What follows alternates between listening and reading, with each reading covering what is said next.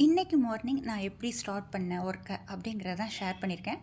First கொஞ்சம் packings ஒர்க்கெல்லாம் முடிச்சிடலாம் அப்படின்னு சொல்லிட்டு தான் பேக்கிங் ஒர்க் முடிச்சுட்டு தாங்க இன்றைக்கி குக்கிங் ஒர்க்குக்கு வந்தேன். எப்போதுமே சமையல் முடிச்சுட்டு தான் பேக்கிங் ஒர்க்குன்னு போவேன்.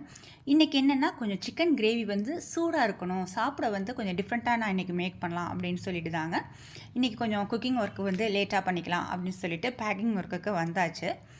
இன்றைக்கி நம்ம பண்ண போகிற கிரேவி பார்த்திங்கன்னா சிக்கனில் பச்சை மிளகாவும் பெப்பரும் அதிகமாக சேர்த்து நம்ம பண்ண போகிறோம்.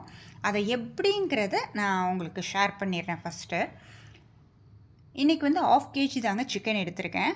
2 பெரிய வெங்காயம் கட் பண்ணி எடுத்துக்கோங்க, கொஞ்சமாக சின்ன வெங்காயம், கொஞ்சமாக பூண்டு, 2 தக்காளி பழம் குட்டி குட்டியாக கட் பண்ணிக்கோங்க. அதோட கொழுந்து கருகப்பிலையாக கொஞ்சோண்டு கருகப்பிலை, அதை லைட்டாக பரப்பரப்பு தன்மையில் அரைச்சி எடுத்துக்கோங்க. இப்போ அது சிக்கனோட சேர்த்துருங்க. சேர்த்துட்டு மிளகாய்த்தூள், மஞ்சத்தூள், உப்பு, இஞ்சி பேஸ்ட்டு நம்ம சேர்க்கலை, அதனால் இஞ்சி பேஸ்ட்டு மட்டும் சேர்த்துக்கோங்க. இது எல்லாத்தையும் பெசரிட்டு ஒரு 1/4 மணி நேரத்துலேருந்து 20 நிமிஷம் வரைக்கும் ஊற விட்டுக்குங்க. காரணம் என்னென்னா அந்த சிக்கன் பீஸில் அது சாந்து வரணும். அதுக்கு தக்கன கொஞ்சம் டைம் கொடுத்தா நமக்கு சாந்து மத்தியானம் சாப்பிடும்போது ரொம்ப டேஸ்டியாக இருக்கும். ஏன்னா நம்ம சாப்பிடக்கூடிய நேரத்தில் தான் இதை மேக் பண்ணுறோம். அப்போ அந்த சூடாக சாப்பிட்றதுக்கு இந்த மாதிரி சாரை வச்சுட்டு நம்ம மேக் பண்ணும்போது டேஸ்ட்டாக இருக்கும். ஆயில் விட்டுட்டு சோம்பு, உளுந்தம்பருப்பு, பட்டை மட்டும்தாங்க நான் சேர்த்துக்கிட்டேன். காரணம் என்ன, ஸ்பைசிஸ் ஐட்டம்ஸ் அதிகமாக சேர்க்க வேணாம் அப்படிங்கிறதுக்காக அந்த மெத்தட்ஸில் நான் சேர்த்துக்கிட்டேன். அதோட தண்ணி பார்த்திங்கன்னா தேவைக்கு தக்கன கொஞ்சமாக ஆட் பண்ணுங்கள். சிக்கனுக்கு இப்போ இந்த மாதிரி மெத்தட்ஸ் மேக் பண்ணும்போது அதிக அளவில் தேவைப்படாது. வேக்காடு கொடுத்து சிக்கன் பீஸ் சுருண்டு வந்ததுக்கப்புறம் ஒரு பேன் எடுத்து ஆயில் விட்டுக்குங்க. குட்டி குட்டியாக பெரிய வெங்காயம் கட் பண்ணி எடுத்துக்கோங்க. அதோட பச்சை மிளகாய் இது கவனிச்சிங்கன்னா தெரியும், இது நம்ம வீட்டில் காய்ச்சது தான்.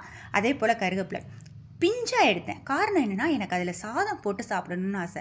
முத்தல் பச்சை மிளகாவை நம்ம ஆட் பண்ணி பண்ணும்போது பார்த்திங்கன்னா தோலாக இருக்கும், நமக்கு சாப்பிடும்போது அந்தளவுக்கு டேஸ்ட் கொடுக்காது. அதே நேரத்தில் பிஞ்சாக அந்த பச்சை மிளகாவை ஆட் பண்ணி ஒரு கிளறி விட்டுட்டு அதோட பெப்பரும் ஆட் பண்ணுங்கள். இதில் பெப்பர் நான் ஆட் பண்ணதை எடுக்க விட்டுட்டேன், அதனால் சொல்கிறேன்.